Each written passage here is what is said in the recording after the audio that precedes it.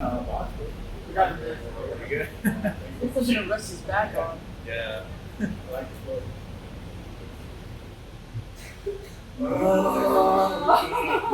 Yeah. Hey guys, what's up? Good morning. Alright. Just eat less. Yeah, great. And that's great. And move around a little bit more. Yeah.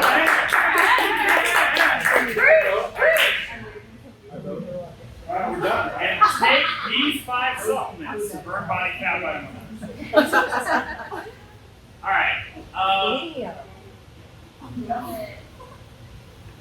So a lot of this is actually going to be behavioral. I'm not actually going to dive into too much. I'm going to make like a separate shorter video on things like how to find how many calories you should have a day, or et cetera, et cetera. I'll put that in a short video and I'll post that very soon, like the next couple days, right? But we're going to start at the base of everything and go over behaviors and lifestyle, the things that really matter, right? So that you're creating habits for a lifestyle for a lifelong period. Okay? The short term, hey, I'm going to do this diet and it's going to work out for me, it really hasn't worked up until now. That kind of thing started in the 70s and it just really hasn't. If it was going to work, it'd work by now. But you see that relapse rates in diets are above 80%, meaning 80% of people who lose their goal weight will gain it back and even more. That's an astounding number. So what that tells researchers and scientists is that we're choosing ways to lose weight that are effective, right? But they're not sustainable. That's something I'm going to keep doing 20, 30, 40 years later. Okay, or they're going to do it 6 months later, right? Former owner of CrossFit, the guy who invented CrossFit, started CrossFit, he coined the term as it's the most vexing problem in the world. Obesity, diabetes, things like that, right? He did so while speaking to a group of students at Harvard. That really resonated with me because it's a vexing problem, it's very frustrating, it's very annoying for those who are experiencing it, it's very frustrating and be kind of annoying for those who are trying to help people fix it because everyone's going to be a little bit different. People are going to respond to different things. And today's talk, what we're going to do is kind of cut through a little bit of the BS and explain why everything that does work for certain people, why it works. When you understand why things work, it's a lot easier to come to the conclusion of, hey, as long as X and Y are happening, it really doesn't matter what I'm doing as long as X and Y are taken care of. Okay, so we're going to dive into that a little bit. The first thing is talking about why is food such a struggle now, right? And these aren't hard research scientific things. A lot of what I talk about is, this is a little bit anecdotal, meaning it's kind of just based on my personal view. We have an abundance, and I don't even want to call it an issue, but we have an abundance of food, right? Anyone in here, if you're in here, it is likely that you don't have a problem getting access to food, right? Okay? I think it's safe to say that anyone right now can go spend $8 in food at a gas station. And for $8 for food at a gas station, you could probably get yourself 2,000 to 4,000 calories pretty easy. Right? It's not very difficult. Just to put that in perspective, right? I'm a relatively larger than average person, and I eat about 2,500 to 3,000. So you can eat more calories than I need in a day just to maintain the weight that I am over 200 pounds. You could probably get that, buy it for less than $8, and eat it in under 15 minutes. Okay, that's an extreme abundance of food, right? There's a restaurant every quarter mile. Okay, you drive down Berkeley, I don't know if there are county restaurants are actually on Berkeley, right? But the amount of places you can go in and have food ready, made for you in less than 20 minutes is pretty astounding, right? Especially here in the U.S., okay? So we have an abundance thing. There's a lot of food going on. Also, to kind of couple on with that, it's a fast-paced world.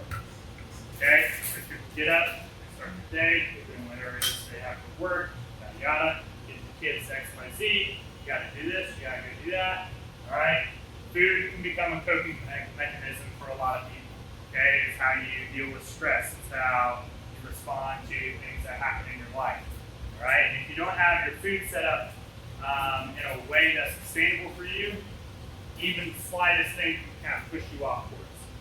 Okay, so food becoming that coping mechanism kind of leads us into this issue where food almost kind of takes over our lives. And it's not just this thing that we kind of do as part of our just habits, right? It's something that we feel like we have to do to cope with things. Okay?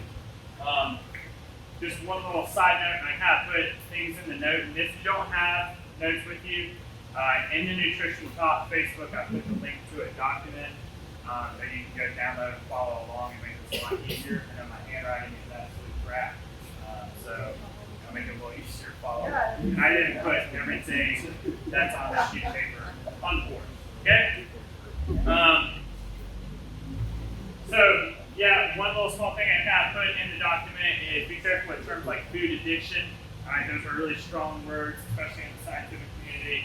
You want to use phrases like maybe you're food dependent upon something. So, be careful using phrases like I'm addicted to sugar or I'm addicted to coffee. Probably not addicted to it. That's a strong term. Okay, to equivocate that to maybe being addicted to it. But you probably do have a dependence on it. Like you gotta have it all the time just to make it. Okay?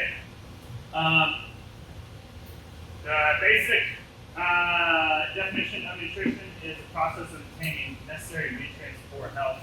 The term necessary is really important, and we'll kind of circle back as to why the term necessary is important in that phrase. Okay? Now, exercise and nutrition, you can sit here and talk about 10 hours about this, what's optimal, what you need, what you should be doing, yada, yada, yada. What I'm kind of alluding to more so is the relationship between the two, okay, of exercise and nutrition. Right? They have a compounding and mutual effect on the body, meaning they're very synergistic. They kind of go hand in hand. Okay? And especially nowadays, right, it's even more important that you are setting yourself up to do both. Because while the world is a little more fast-paced today, the amount you're moving on average is a lot less. Okay? So, 50, 60, 70 years ago, it might not be so important that you have a strict regimented workout plan, because it was likely that you were going to get up and do a lot of moving regardless. You're probably going to have to pick something up, yada yada, et cetera, et cetera. Now that's a lot less likely. If you don't go to the gym, how often are you out doing some sort of physical activity, right? How often are you having to move something that weighs quite a bit of weight? How often are you doing X, Y, Z? Those times are a lot less often now than they used to be. So they become they kind of really go together now, okay? And especially with the way food is now, we have this abundance, we have to be a little bit more mindful of how we're approaching both of those aspects, exercise and nutrition. Okay? So how I like to think of the two, exercise is the catalyst. Okay? You have a burning fire. Okay? Exercise is like every time you exercise, you throw a little bit of gas in the fire.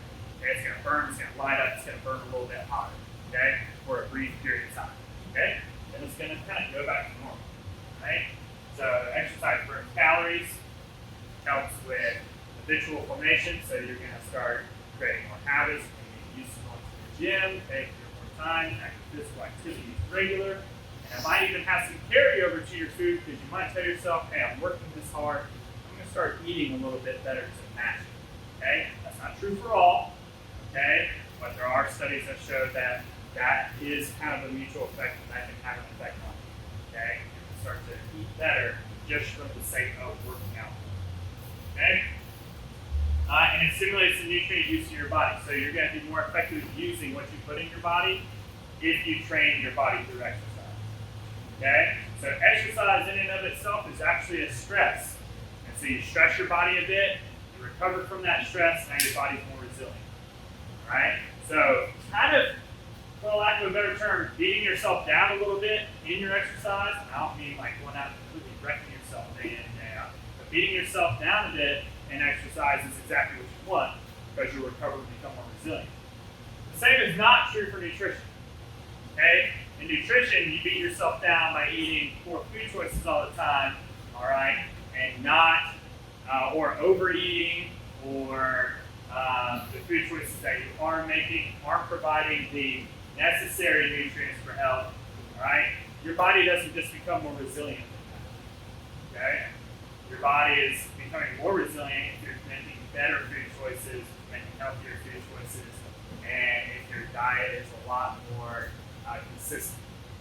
Okay? So beating yourself up with exercise can be a good thing. You don't want to beat yourself up with nutrition and tell yourself that milkshake just means you're more resilient. Okay? Not quite how that works. Alright, here's a cool little diagram that looks like it's written by a 3-year-old. Actually, if it was written by one of the 3-year-olds in here, it's nicer. But you got nutrition on one side, exercise, and in the middle you have health and wellness. So those two things working together, right, synergistically to make for health and wellness. Okay? When it comes to both exercise and nutrition, right, it's often overcomplicated, right? By often overcomplicated, meaning if you Google either one, you're going to get 1 million different things, right? You're going to get a bunch of different articles. 6 of your friends shared this article on Facebook. Someone posted something on Instagram about apple cider vinegar or whatever. Okay. For life, baby. When I say it's a simple issue, that does not mean it's an easy issue. Okay? But it is relatively simple, and we'll dive into the ways that it is simple, but not necessarily easy. Right? One thing, if you know me, I like phrases that metaphors, things like that. Big metaphors. So I don't like saying all that. I enjoy a good metaphor. Especially once that makes you think, yeah, you can't turn asparagus into a house fire. Alright, here's a word that's misspelled, but we can move on from that. Yeah, that's actually French, so that's how it's right. These two pretty much mean the same thing. Don't miss the forest for the trees, and don't put the cart before the horse. Okay? Alright, and in the document I shared, 2 just brief examples. Alright, the first one being you buy a weight loss supplement to lose weight, but you don't change anything about your diet and your exercise habits. Alright? So you buy something that is touted to help you lose weight, but you haven't changed any other aspects of your life. So you went kind of to the top of the pyramid, alright, of things you can do to lose that stubborn belly fat. Alright? But you didn't change any of the major things that actually make the most difference. Okay, so you made this like really small, you had like a bowl of red Skittles, and then you reached in and grabbed the one blue one, right? Out of like 300, and you're like, that's the difference. And it's like, yeah, I mean, that kind of is like a little difference, but you had all the nerves to you can get out there. Okay? The other one is like a real life one that you probably have experienced before, or you probably heard before. You go to somewhere like, we'll just use Chipotle as an example, and you freak out over choosing white rice or brown rice. Huh? What kind of meal is it? Huh? What kind of meal? Well, actually, the point of what I'm saying is it doesn't really matter. Brown rice has like 1 gram more of fiber, and it's got a little bit more vitamin B, and that's it. So there's 0 difference between white rice and brown rice. So if you like white rice, go eat white rice. Alright? And if you're like, well, one spikes my insulin more, you're missing the forest for the trees. You're focused on this one singular thing, and you're forgetting the big picture of everything. And then on top of that, you're still going to put sour cream and cheese on top. Yeah. It's like, okay, Of course. well, not that that's wrong, and I'm going to explain why that's not necessarily wrong in just a minute. But don't miss the forest for the trees. Don't focus on small, minute aspects, okay, of your nutrition while missing the big picture. Okay? So let's do an animal flip around. Oh, okay. Man. All right, and now we're going to get to the thick of things when it comes to energy balance. All right, so if you want to understand fat loss, all right, weight loss. I like the term fat loss because I don't think anyone goes into trying to lose weight and they think, I can't wait to lose all this muscle that I have. All right? So I actually will regularly use the term fat loss. Okay?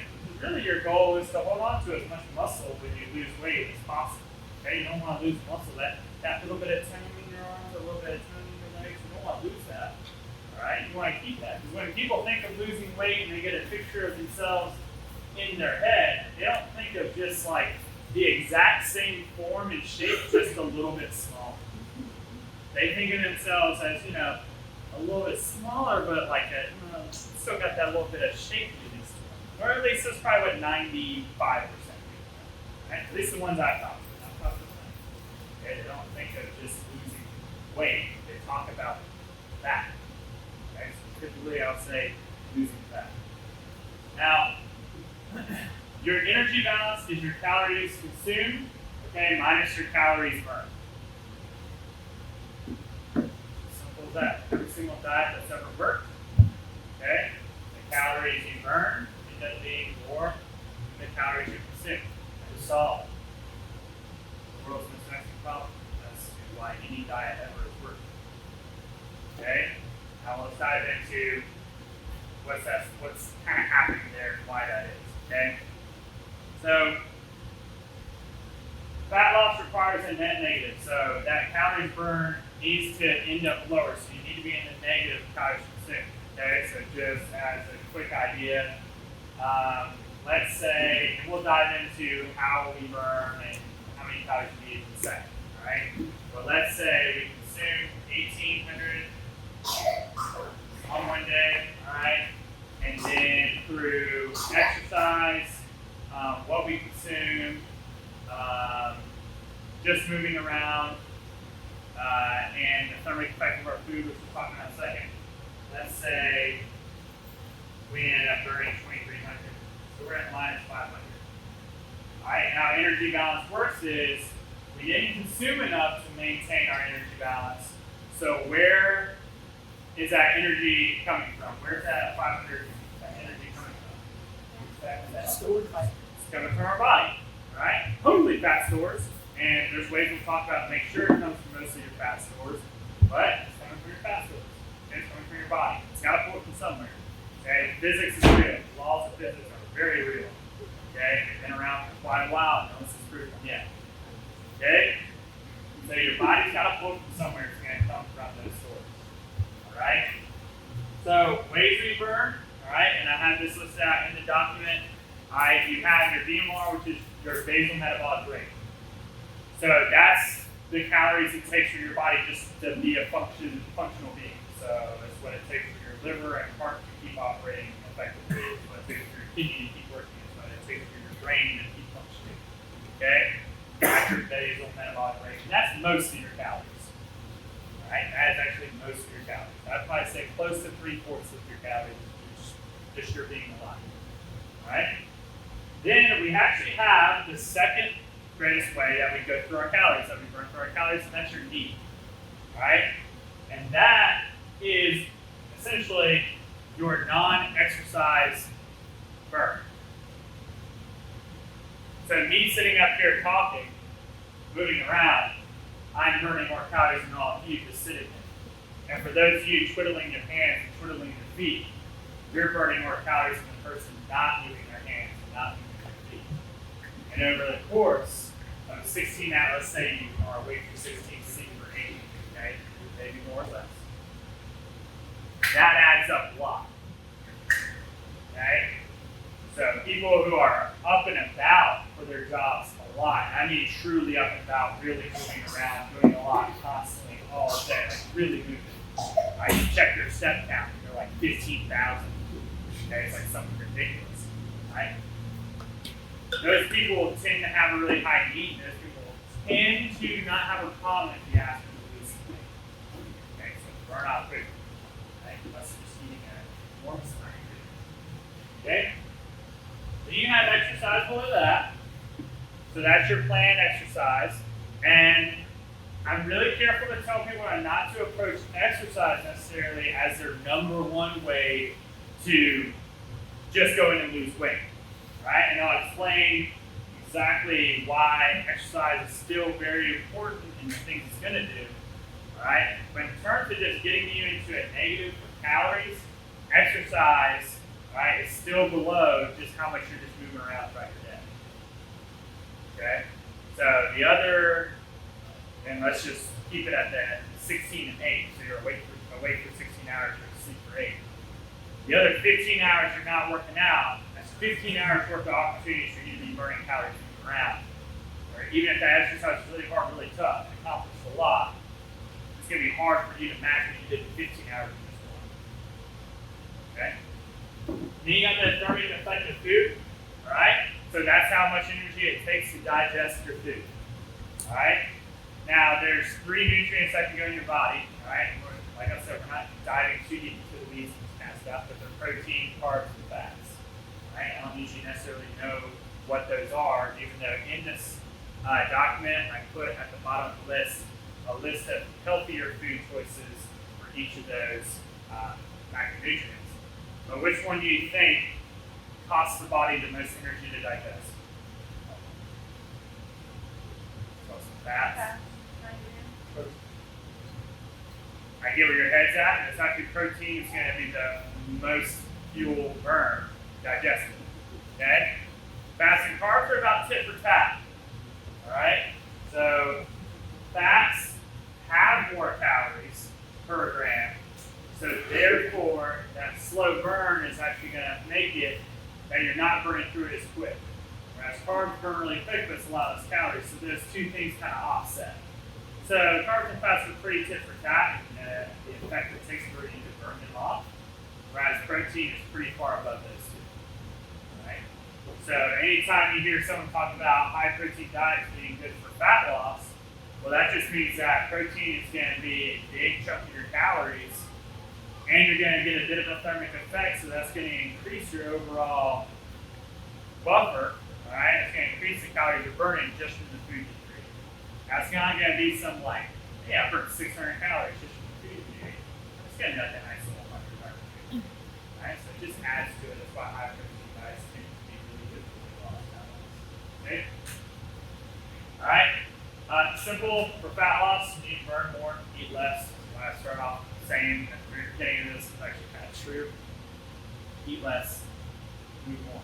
Okay? But you want to avoid drastic measures of both.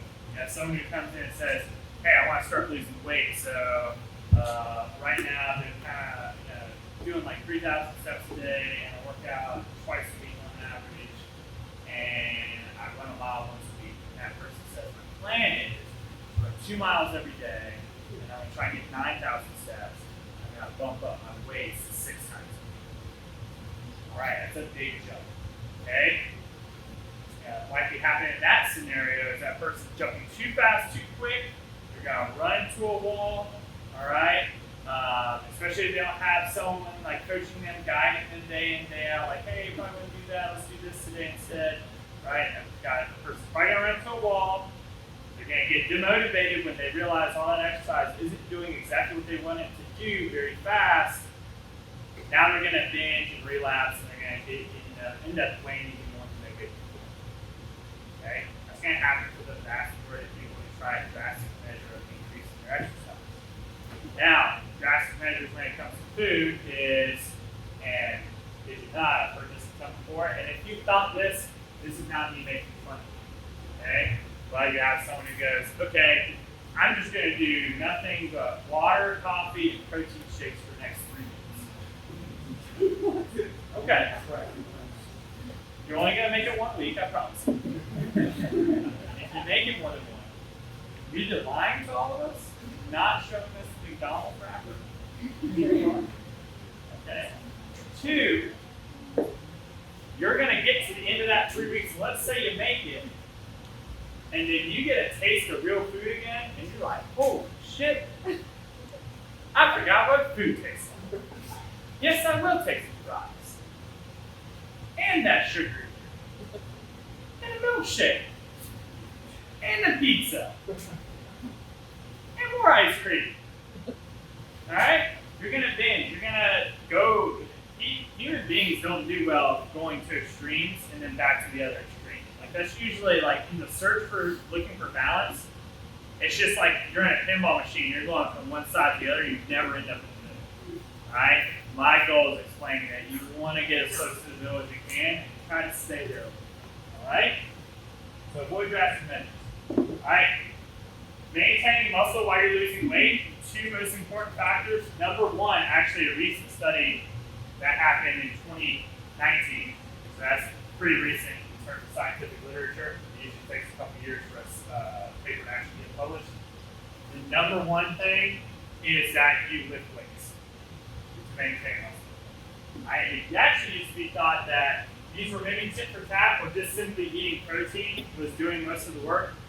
But actually, this last study took a bunch of trained individuals, right? And they had ones just do cardio, and then the other group do strength training and cardio, and then a group that did strength training and cardio maintained far more muscle mass, even in the same deficit of calories than the group that just did cardio. All right? So just by strength training, just by using those muscles, all right, you're more likely to keep them. And this makes sense because the body's very adaptive. Okay? If you tell the body, if you make the body do something and put it through a stress, and you kind of let it be known that you're going to go through the stress and you need to be ready for it, the body's going to hang on to it. Okay? So if you tell the body, like, hey, you're going to deadlift every week, or we're going to pick something heavy off the ground every week, I need you to be ready, it's going to hang on to that muscle because it's experiencing that each week. Okay? And then secondly, make sure you're getting sufficient amount of protein. Okay?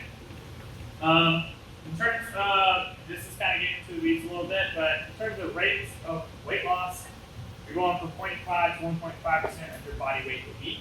If you're starting weight loss, you might see a big drastic drop. Like if you really start a weight loss plan, you might see a big initial drastic drop. That's usually water weight. Like let's say you start one and you drop like 6 pounds in the first week. Don't freak out, there's usually some water weight going on. Okay? And then you're going to see that kind of level off. Now, if you got 3 weeks in a row of losing 6 pounds, you're way under calories. Reel that back in. So, 1% if you weigh 200, that means you're getting down to 198 the first week, 196 the second week, so you lose 2 calories. Okay? Don't want to leave out those who are looking to gain weight. Alright? Now, that's per week. You're trying to gain muscle, right, and limit the amount of fat that you're gaining. You're looking at gaining about 1% body weight per month. So it's a much slower rate. All right? Muscle tissue is very difficult to build, especially if you're lifting weights. Okay? Now, 5 pounds of muscle looks way different on a person.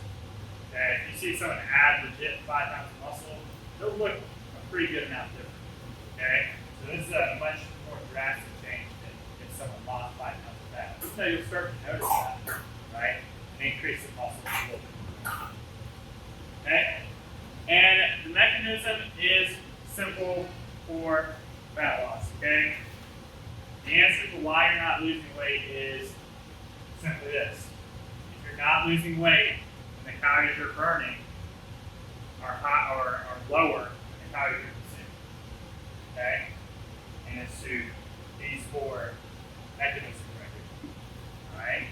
So where your calories at, how much you're eating, how much you're moving, okay? Non-consciously or unconsciously. Okay, so that NEAT is like not planned exercise. So that's very important to know. How much are you moving when it's not planned? Right? And your exercise, right? What's your planned movement? And then what kind of things you're eating, which is like really low in food total. I wouldn't even stress about that one. That one's kind of more from the trees, right? Types of things. Okay? So, moving on, and I'm going to hit these kind of briefly. I don't want to dwell on them. Alright, but these are myths, and I could dive into the myths a little bit because it's important to be like, okay, this is something that you really just don't need to worry about. Okay? And we'll start the myth with there's a singular best diet for every single person. That's a myth. Okay? Now, while there are some crazy diets out there, like carnivore, where you only eat meat, you literally eat nothing else. Yeah, it's not going to be really good long term because you're not going to get a lot of micronutrients that might be in specialties you should be getting. But, hear me out.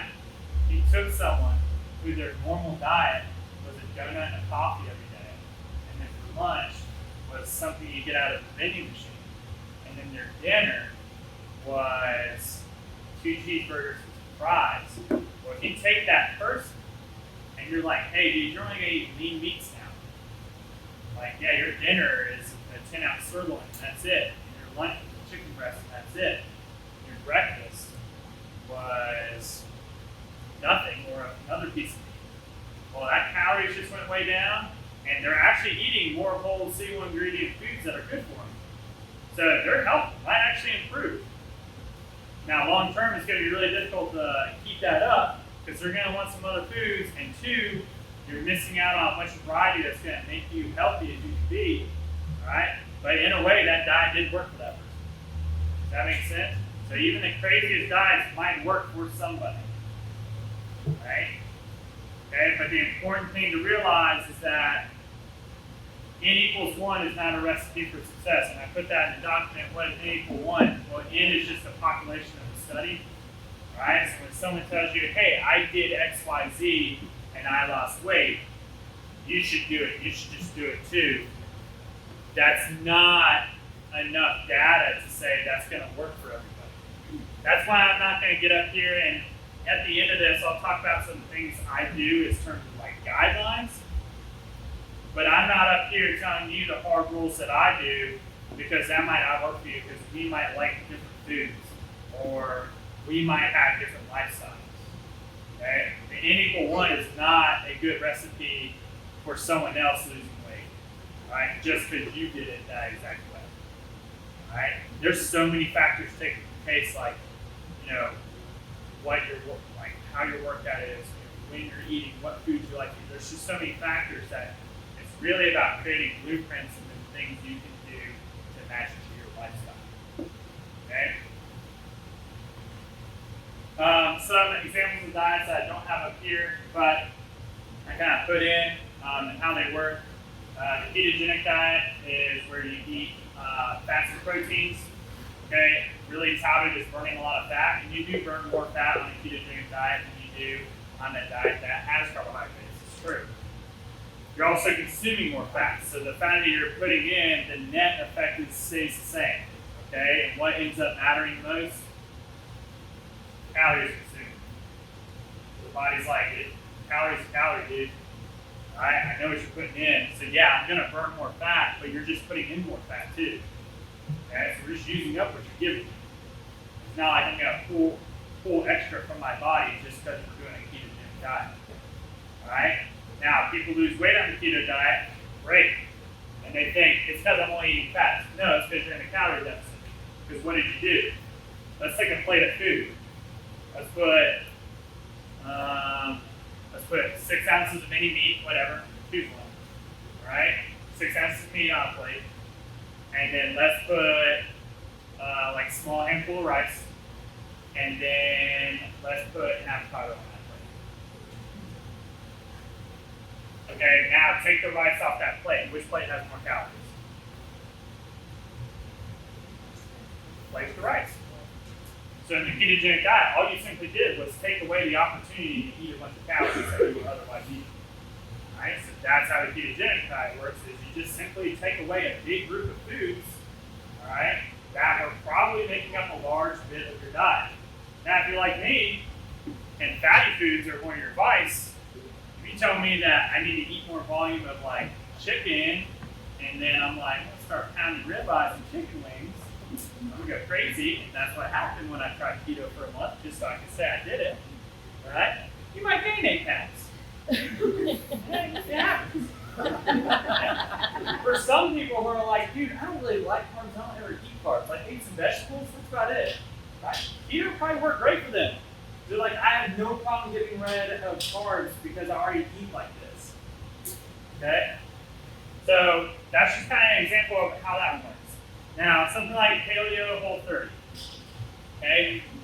I admit this one's more like a lifestyle, right? And they're pretty rigid in what they eliminate. Like Whole30 is very like eliminate this, eliminate that, eliminate this, and you can start reintroducing it. Okay? Not a huge fan of eliminating something completely and then reintroducing it all the time, right? more of a fan of moderation of things. But that being said, how that would work is, let's take a plate of food and let's say you have, that piece of meat, and then you have potatoes, and then you have like some asparagus, but then you have like a roll on the side, or you got a little bit of cheese on the potatoes, or on top of the chicken, or whatever, yada yada yada. Well, in Paleo Whole 30, you just take that stuff out, or you don't have any grains, or you don't ever have any processed sugars and things. You're eliminating a bunch of things that simply just add calories to your diet. When you eliminate those things, it gives you less chance to consume calories, right? So it's pretty simple in the way it works, okay? You're eliminating things that are going to add calories to your diet. That being said, I think paleo with leeway is how I describe most of the people who I think have really successful long-term weight management. For a majority of people, I think paleo with some leeway is kind of actually like a good sweet spot. It's kind of like most of your foods, a lot of times are single ingredient whole foods. And then when I say leeway, like you allow yourself to have a scoop or two of ice cream, or like you don't feed yourself up if you have X food on a Friday. Like you do things in moderation. That's a pretty good way to eat. Okay, so that would be one that I would maybe start with if you're looking at maybe introducing a habit lifestyle form of eating. Like give yourself some food. We'll talk a little bit about that. And then lastly, another one that's got big, like 2019 was the year of it, intermittent fasting. Intermittent fasting is simply narrowing the time in which you eat, okay? And a lot of the explanation for this was, well, it lowers your insulin sensitivity. It fasting, raises your hormones or fixes your hormones, et cetera, et cetera. A lot of those studies when it comes to fasting are on long-term fasting. They're not on the typical 16 hours of not eating and 8 hours of eating, so they don't really apply. And then to counter that, also a lot of those kind of studies are using a lot of people who have problems in those areas, right? And so doing those things simply fix them and brought them back to normal. Okay, when a lot of people who don't have those issues try to do these diets to get themselves to super levels, it doesn't work. Okay, so if you never have zinc in your diet, you're a male, and you take zinc, your testosterone levels will raise to a more normal level. Let's say you don't ever get zinc, and your testosterone levels will raise. You take zinc, your testosterone levels will raise up. Now, if you have zinc somewhere in your diet and you're not low in testosterone, you're in the normal range, you take zinc, your test doesn't go oh yeah, let's bump it up to just to the steroids. Right? Your body has this awesome way of regulating. Okay, so all intermittent fasting does is it limits the times you're going to eat. So let's say you eat at 8 a.m., 12 p.m., a little bit at 3, and then again at 7. Okay, take all the times you ate out that weren't from 10 to 6. You just ate less amount of times, and that's probably going to be less calories. Okay? So you gave yourself less of a chance to consume a bunch of food. Right? Where people go on intermittent fasting, it's yeah, I'll eat in that 8 hours.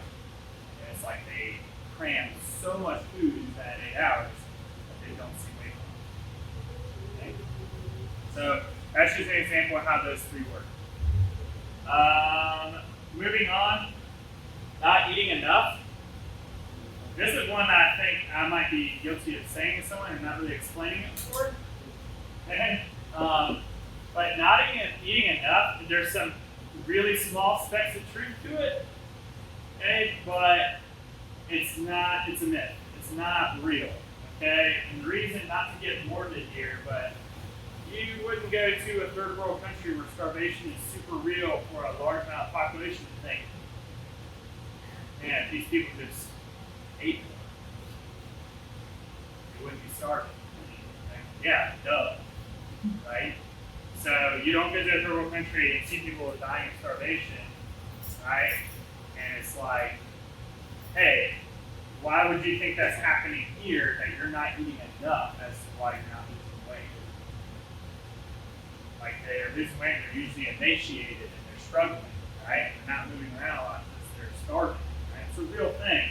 So to say you're starving when I just said that you could go to the gas station and get 2,500 calories in about 2 minutes.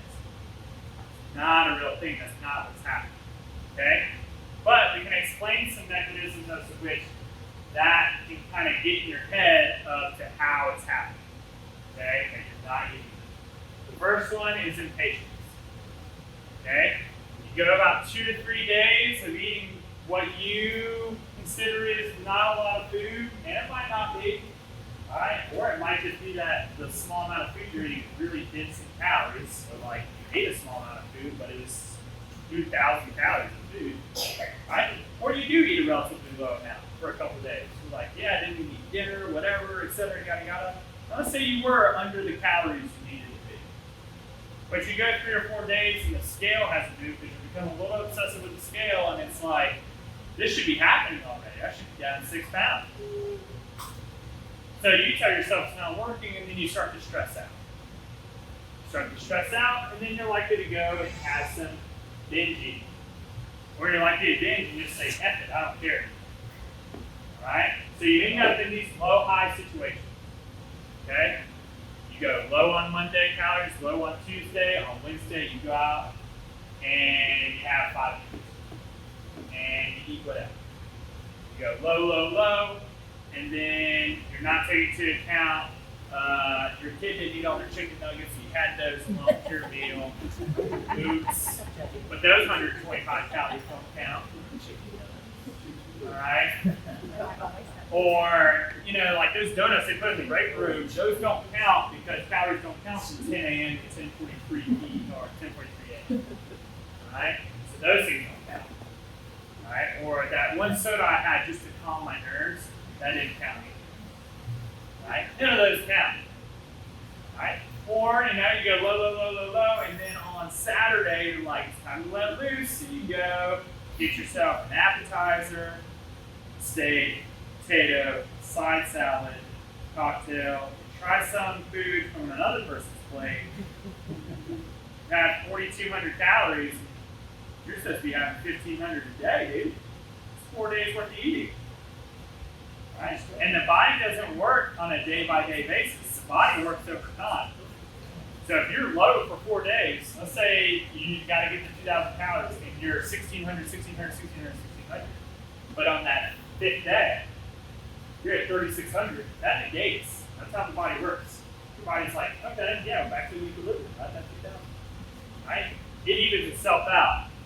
Very hard to outsmart the body.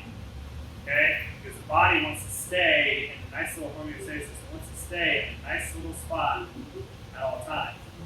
And it'll regulate a lot of things. It'll regulate even how much you're moving just to do that. Okay? Right?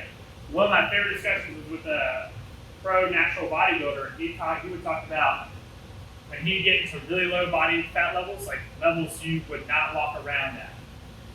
Okay? Like it makes no sense. Like you can see like every little striation in his legs just for his show. Like he would talk about, when you get really low into body fat, your body's doing all it can to hold on to what it can, so it'll literally slow this down. You will be less likely to reach out and grab something. You'll blink less. Your body will figure it out. It'll hold on to as much energy as it can. Right? That's a real thing. Right? So just understand that the body's kind of hard to kind of confuse like that. So you end up with that low high day. And then finally, to cap it off the stress, when you get stressed, you release something called cortisol. Alright, cortisol is a stress hormone. So anything that causes stress, release cortisol. Cortisol increases your water retention. Okay, and it can increase it a lot. So you can put on 4 or 5 pounds of water weight, right, just from being stressed. So getting stressed about the food literally can make you weigh more. And then lastly, next food is bad. So this one is a fun little topic. You don't want to label foods bad. Okay? There's really only like one food type that you can say like, hey, you probably should never let that into your diet, and that is trans fats. Okay? Everything else, if you're smart about it, if you moderate it, okay, is okay if it ends up in your diet. Okay? No other food type has ever been on its own, without caveats to the study, been shown to be a detriment to your health when had in moderation. And that includes sugar. Right? So nothing has ever been shown, like, they'll say red meat is bad for you, but those red meat studies don't take into account that that person's probably also having soda, etc. And the red meat they're having is sandwiched between 2 pieces of bread with cheese on it and fries on the side. Okay? They're not controlled studies. Or if you study sugar, it's like, well, people who take in X amount of sugar tend to be overweight. Okay, yeah.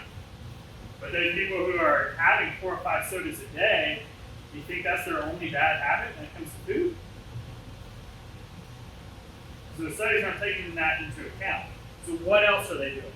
Like, how many times do you meet someone who's like, my single vice, like the single thing I get wrong is just I have a meal like 6 times a day. But I only eat chicken and broccoli.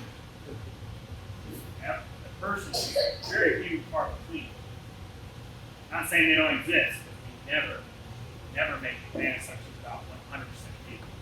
Like I said, even the craziest diets can work for somebody. But that person is probably not in this room.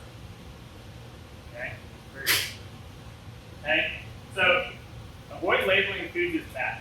Just understand that there are foods that probably be your staple, and in that document I shared, and I'll make that even more visible, I'll put it out on pretty much every platform that we got. We'll send it out in the newsletter. In that document, I list healthier foods, okay, things that are very nutrient dense and tend to be lower on the calorie side, so you can eat high volumes of it and feel more satiated, feel more full, feel more satisfied. Those are foods that we should probably make up the bulk of our diet. Alright? Whereas the things you probably tell yourself that aren't so great for you should make up the smaller portion. So that kind of 80-20 rule is a good place to live that when it comes to that. Okay? Alright? So you have 3 great meals, and then after dinner you have a little bit of ice cream. That's what moderation is. It's not go out to eat for breakfast, go out to eat for lunch, have a good dinner, and then have ice cream. Right? See where the position is on that. Where you can get lost if you having not so nutrient dense foods. So taking a look at that list will be a great thing. Alright. Moving on. I went 2 words so you guys didn't have to see.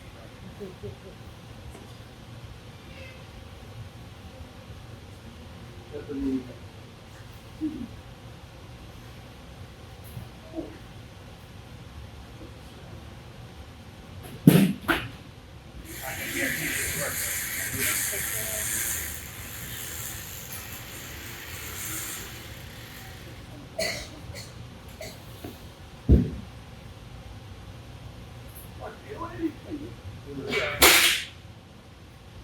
Maybe?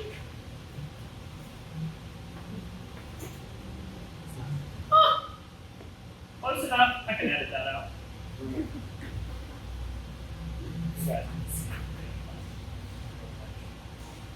Alright, so let's take a look at what is creating a sustainable diet for you. What does that look like? Okay? So, understand your behaviors. What things you typically tend to do. Are there foods that aren't on that list that Chris wrote out and provided you that you're having a ton of and you're having, like, day in and day out, you're having large portions of them? Let's start working on not eliminating, but cutting those back a little bit. Okay? So let's understand how our eating behaviors are. Do we eat and snack a lot? So, do we like eat at 7, snack at 9, eat at 12, snack at 2, snack at 4, eat at 6? Maybe work on just only eating meals, not snacking so much. Okay? So, understand your behaviors and the small little things that start to get to know yourself, and write down some of your food behaviors. Feel free to bring that up. Okay? So, behaviors and lifestyle is very, very important. Respect portion sizes and practice cognitive restraint.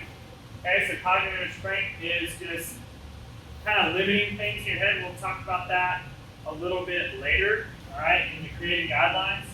Okay, but essentially it's like basic things you can always go to when in doubt. All right, that makes it second nature. All right, respect portion sizes. Also in this document, I put a food plate and what probably most of your meals should look like in terms of a food plate. Like if you put all your food on a plate, what it should probably look like. So on that document, you'll have access to that. And that is just a great visual cue. All right, and that's something that you can kind of really use if you end up going out to eat, right? Or you made a bunch of food at your house and you're like, I don't know what I'm gonna have for dinner tonight. You can take those foods and pair them up for lunch. Okay? Create restraint around foods. Right, they tend to overdo, but don't completely eliminate them. So just create a restraint. Okay, do you drink a lot of alcohol? All right, do you drink alcohol every day? Maybe trying to figure out ways to maybe have that a little bit less. Maybe you have days where you don't have alcohol, all right? Or maybe you lessen the amount. Start there. Okay, if you have 2 sodas a day every single day, you don't just go to having 0 sodas. You would say, okay, I'm going to go to 1 during the weekdays, 2 on the weekends. And then from there, I might progress to 1 every day. And then from there, I might progress to doing a soda 3 times a week. Okay? You can do the same thing with energy drinks. You can do the same thing with sugary coffees if you really enjoy it. If they like make you happy. Okay? You don't have to completely eliminate things. It's just a good idea. If that thing is upping the calories a lot in your daily life, all right, then to try and create some moderation. Okay? Avoid drastic changes. Talked a little bit about why we don't do that earlier, but one, in terms of nutrition, like avoid switching to something that is completely like different from what you're normally doing. Like for me, it was oatmeal. I don't like oatmeal. The other week, I bought a bunch of stuff to make oatmeal, and I took one bite, and I was like, "What the hell am I doing? This sucks." Right? So I threw the oatmeal out. Went back to what I was eating. I would rather eat like a little, tortilla with some chicken on it and some, maybe some like sauteed pepper. I'd literally rather have that for breakfast. So I threw away the oatmeal. I'm not gonna mess with it. I'm not gonna stress out about it. I'm not gonna say I hate this oatmeal and pick up breakfast. Okay? 80-20 is always a good place to start. So 80% of the foods you eat are those good, healthy, single ingredient foods. 20% is that like fun, social driven foods, etc. Okay? Eat in a way that allows you to adapt. That kind of goes back to, hey, you don't cut things out completely. You just start to learn how to moderate them. Kind of get into more of a healthier lifestyle with how often or how much you're having. Okay? Being hungry is psychological as well as physiological. Be okay with being hungry sometimes. You're not going to die if you miss a meal. Remind yourself, okay? This is a great thing, right? So remind yourself of this. Your next meal is coming. No one in this room ever has to worry about going hungry, at least for the next 2 weeks. Unless something drastic happens, which I hope it doesn't. All right? But you're not going to die. All right? If you go to sleep a little hungry, don't get up and have a snack. Just go to sleep a little hungry and wake up and have your normal food the next day. Right? If you didn't get much for lunch, don't be like, oh, I need to go back and get another snack because I don't feel like I got enough. Chill out. You're good. You ate 1 plate of food at dinner. Don't have 2. You had the 1. That's plenty. Okay? Be okay with being a little hungry sometimes. Right? And that's kind of a great one that I put in the guidelines. Right? And we'll shift over to that. About some little guidelines that I tend to use for myself. But I think are like good ones that will really help people develop their own personal habits. So these aren't hard, fast laws and rules. These are just things I use for myself. Okay? Alright, and finish up here. Your guidelines should be determined by your wants. Okay, so if you want to lose weight, you should have guidelines that good with that. Okay? Create restraint around foods you tend to overdo. Alright, so if you're eating a lot, or doing like the Coke thing I just talked about. If you're having foods a lot, cut it back, dial it back a little bit, have more moderation. Don't freak out because you know that food will be there. Okay? So just because you don't have it on Tuesday doesn't mean it's not going to be there on Wednesday. Remember, you have access to it. Literally say that out loud to yourself. Like, It's okay if I don't have it today. I can have it tomorrow. Okay, don't freak out. Don't stress about it. Alright? Avoid snacking.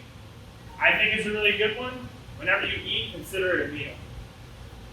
Okay? So decide, I'm going to eat 3 or 4 times a day, and kind of pick one, and just stick with that. Avoid the break room donut. Alright? I call it avoiding the vending machine and avoiding the gas station food. Because those tend to be like the big ones people just snack on. Okay? You learn how to avoid those foods, because how many people eat any of those foods and have a long-term happiness due to those foods? Huh? I would say more than an hour and a half. Really? You eat a honey bun and you're like, I felt great that I did that. But, okay, let's say you stretch out to a week by that. It's like I had to think about it. Yeah, that's called recency. Okay? So people with low recency tend to do better on long-term health habits and diets. That means you value the long-term rather than the short-term. Okay?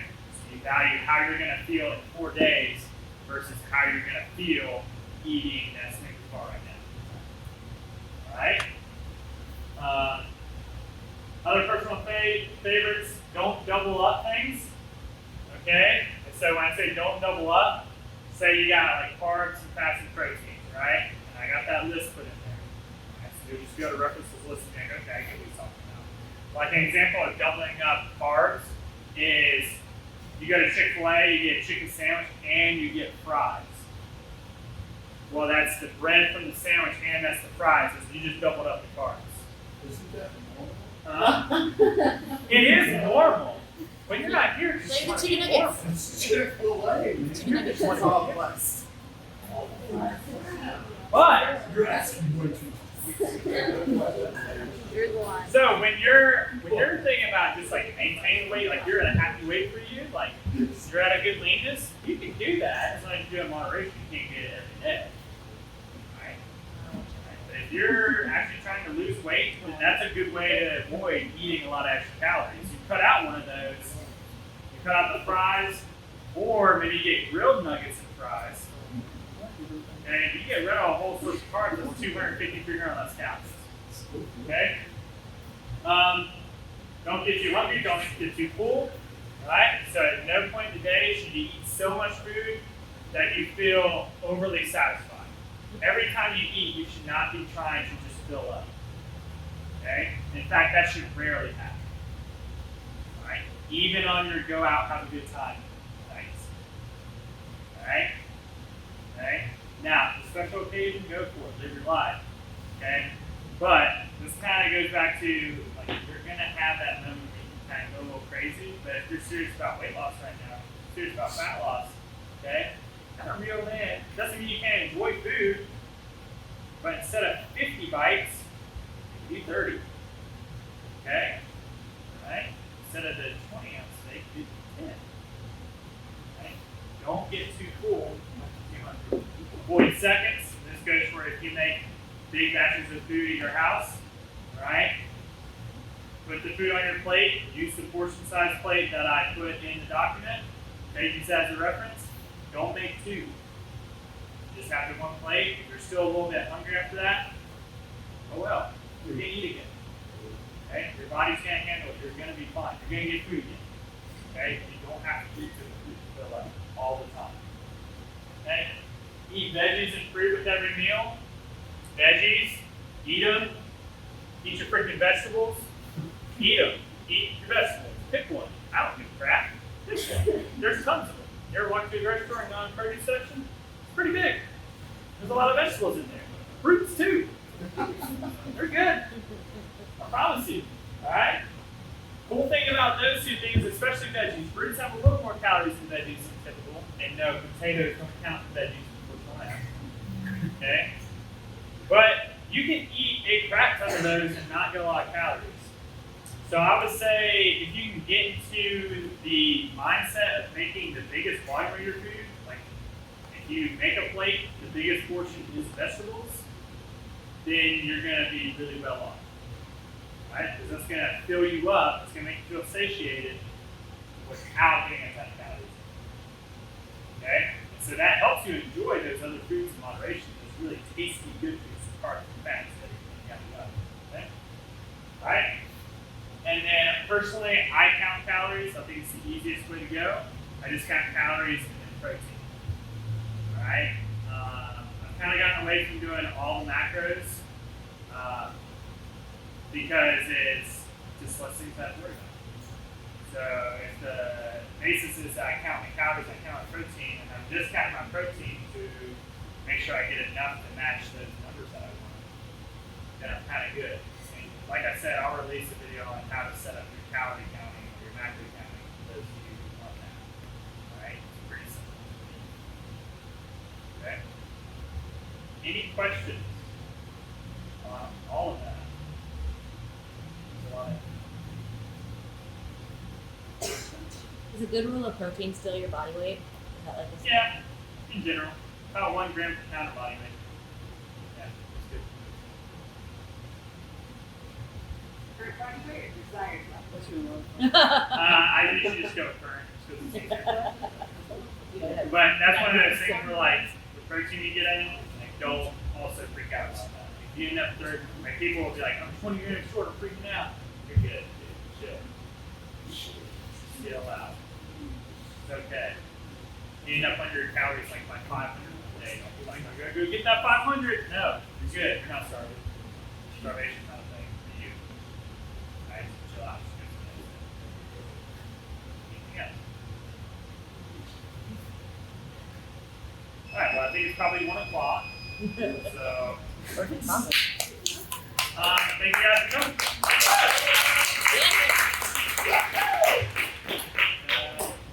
I'll release some more stuff that flows along with this and we'll go on it.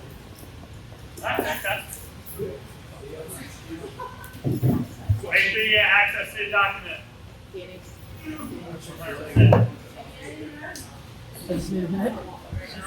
Yes, sir. worked out better?